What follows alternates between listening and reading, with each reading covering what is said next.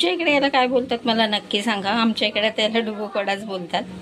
तुमच्या इकडे याला काय बोलतात ते नक्की सांगा कमेंटमध्ये.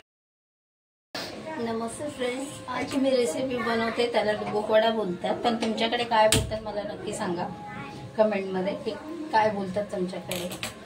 त्यासाठी मी कांदा घेतला, भाजून घेते व्यवस्थित, आणि काही मसाले आहेत, आलं लसूण, कोथिंबीर, दाणे आणि तीळ आणि खसखस आहे, आणि थोडेसे तांदूळ आहेत. हे आपण सगळं व्यवस्थित भाजून घेऊया एकदम. याच्यात पण थोडंसं चण्याचं पीठ घेतलं आणि ओवा थोडासा ब्रश करून घालूया त्यात.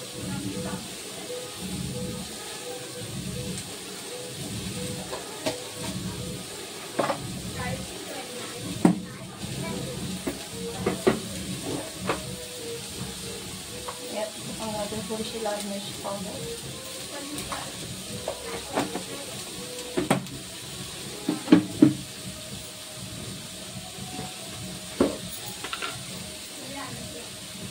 थोडंसं मीठ,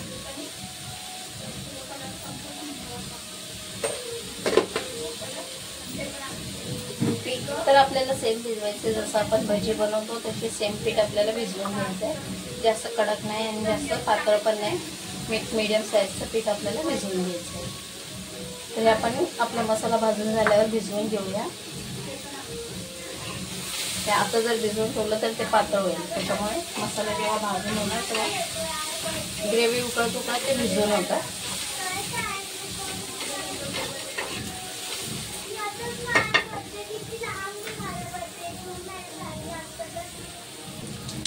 यातच आपण 4 मिरच्या घालून घेऊया आणि व्यवस्थित भाजून घेऊया.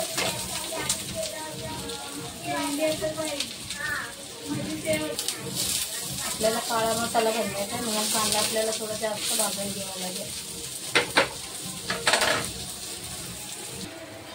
बघू शकता असं आपला कांदा भाजून झालेला आहे. तर त्यातच आपण जे घेतलेलं साहित्य सगळं टाकून घेऊया आणि ते पण एकत्र भाजून घेऊया आपण.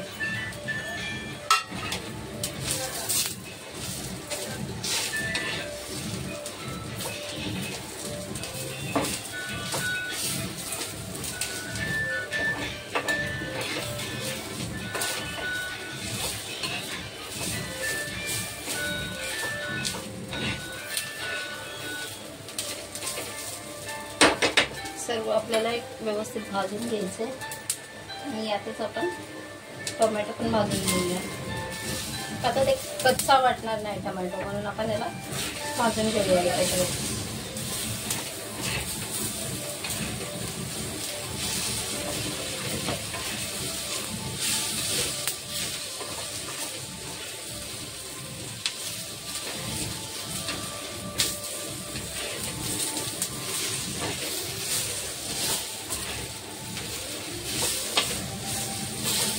छानपैकी आपण याला भाजून घेऊया. यात तुम्ही खोबरंही टाकू शकता. मला जर खोबरं आवडलं तर तुम्ही खोबरंही टाकू शकता, सुकं किंवा ओलं खोबरं, तेही तुम्ही टाकून फ्राय करू शकता.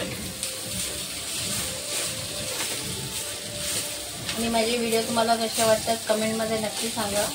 माझे व्हिडिओ तुम्हाला कसे वाटतात, तुम्ही कुठून माझे व्हिडिओ बघतात. आणि नवीन असेल तर माझ्या चॅनलला लाईक आणि सबस्क्राईब नक्की करा.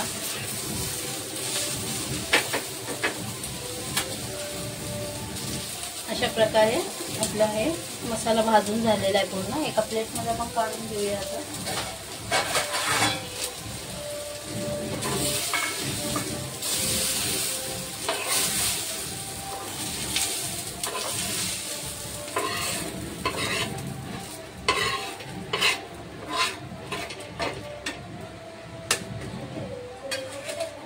तव्यावर थोडीशी कोथिंबीर आपली ती पण आपण टाकून थोडीशी हे करून घेऊया.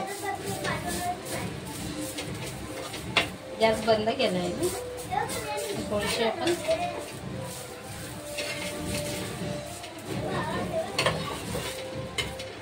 आणि हा मसाला आता आपल्याला वाटून घ्यायचा आहे व्यवस्थित बारीक करून.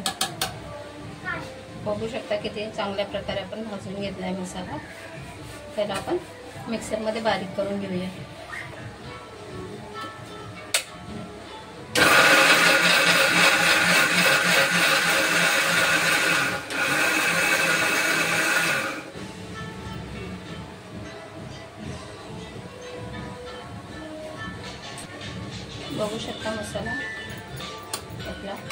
व्यवस्थित झालाय बारीक वाटून. आता आपण याला फोडणी देऊया.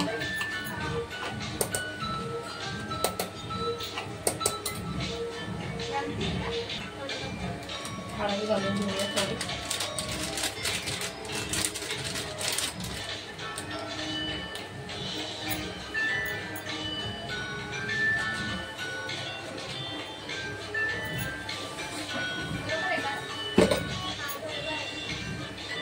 मेथी घालून घेऊया.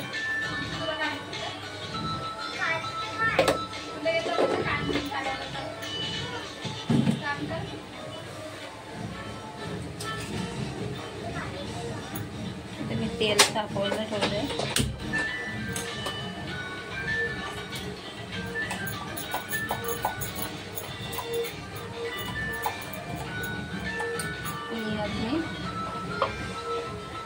थोडंसं लाल तिखट घालते.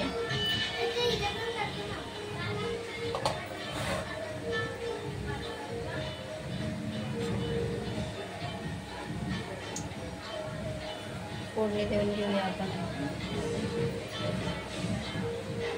थोडे जिरे, थोडीशी राई आणि कढीपत्ता.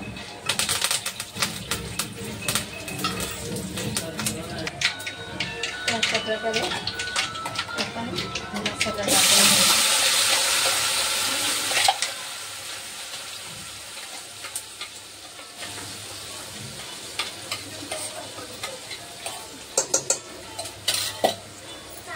परतून घेऊया.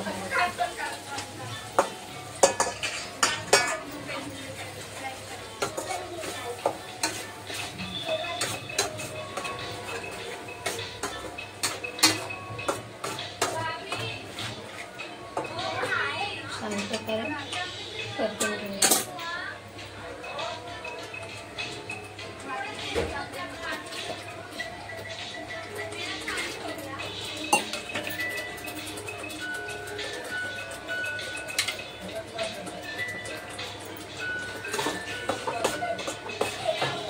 आणि मसाला थोडासा परतून झाला.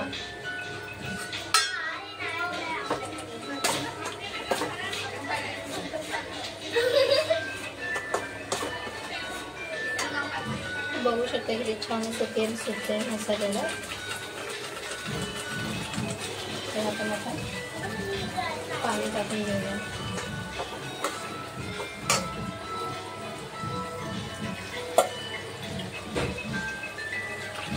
ग्रेव्ही बनवायची आपल्याला व्यवस्थित पातळ अशी.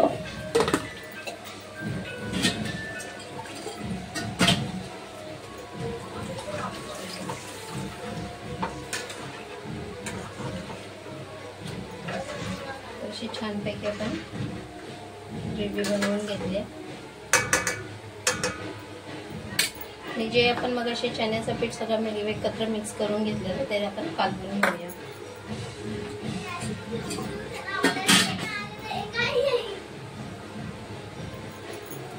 त्याला पाणी आपण थोडं थोडं करून घालूया. एकदम घालायचं नाहीये. एकदम घातलं तर कसं पातळ होऊन जाईल.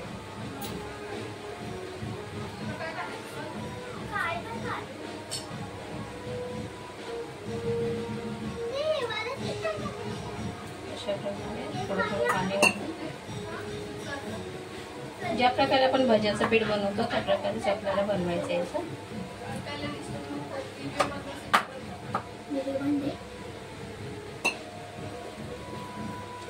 अशा प्रकारे आपण हे पण भिजवून घेऊया. जेणेकरून आपले भज्यांच्या टाईप जे असतं जसं आपण भजी बनवतो त्याच प्रकारे आपल्याला असं भिजवून घ्यायचं आणि उकळी येईपर्यंत ठेवूया आपण.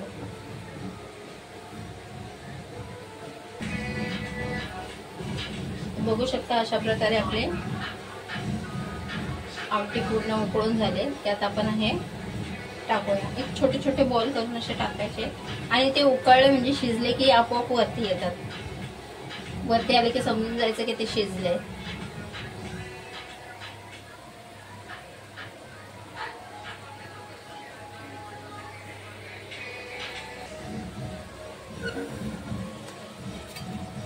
बघू शकता असं आपोआप वरती येतात. हलवायची गरज नाही पडत. हलवलं तर ते एकदम एकमेकांना चिटकून जातात.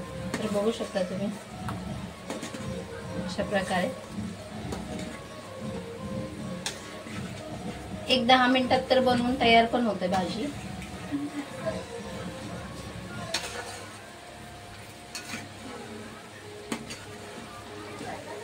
हे आपण याच्यात टाकल्यावर जास्त वेळ लागत नाही, 1-10 मिनिटामध्ये शिजून तयार होतात.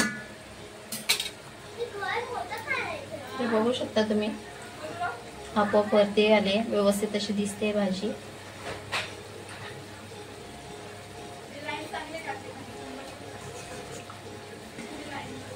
रेसिपी बोलायची झाली तर माझ्या मम्मीची रेसिपी ही, कारण माझी मम्मी हमेशा अशी रेसिपी बनवायची.